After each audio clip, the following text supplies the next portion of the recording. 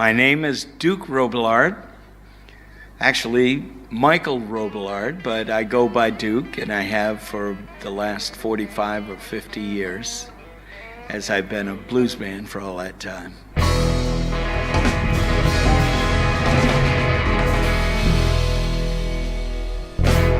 I look at blues music as being music that has, besides just the forms of blues that are looked at these days as the blues, Chicago blues, Louisiana blues, or whatever, LA blues, Texas blues, old country blues, Delta blues, but the blues really had a big effect on American music in general from the 1920s through the 1950s, you know, or further. But blues and jazz have a lot of interconnection in the old days. Not so much today, but in the 20s, 30s, and 40s especially.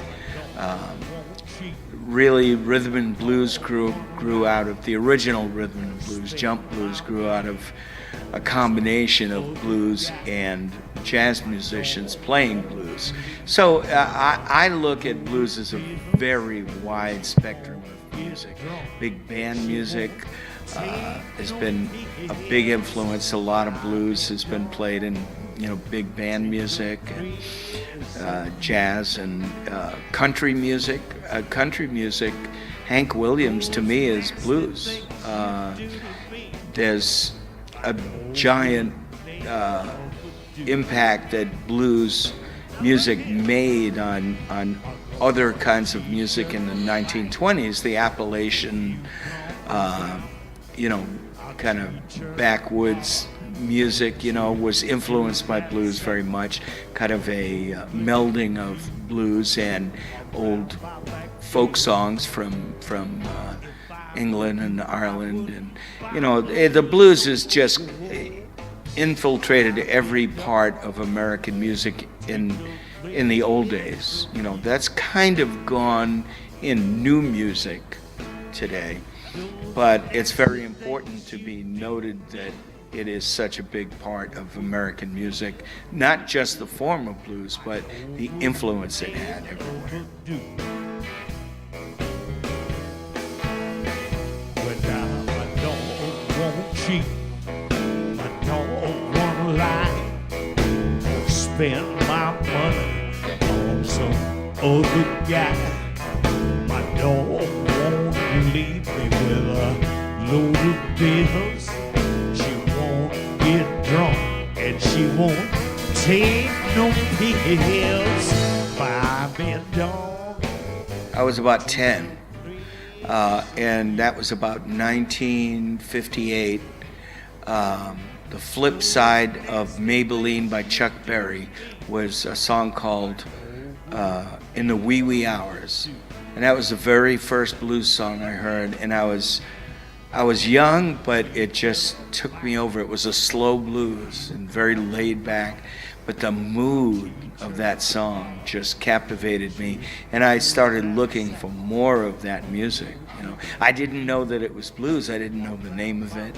Where I grew up, it wasn't in a city. There was none of that music around being played, but I heard it, and I was just devastated by it. This is the greatest thing I've ever heard. So much feeling.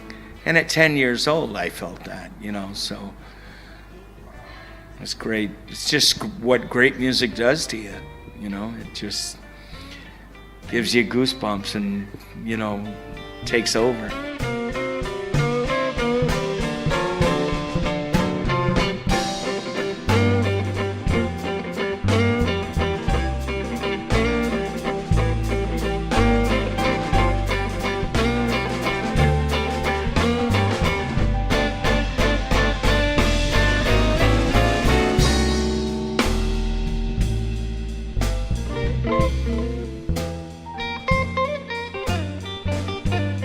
Well, my parents, when I was in high school, a junior in high school, we moved to a slightly bigger city.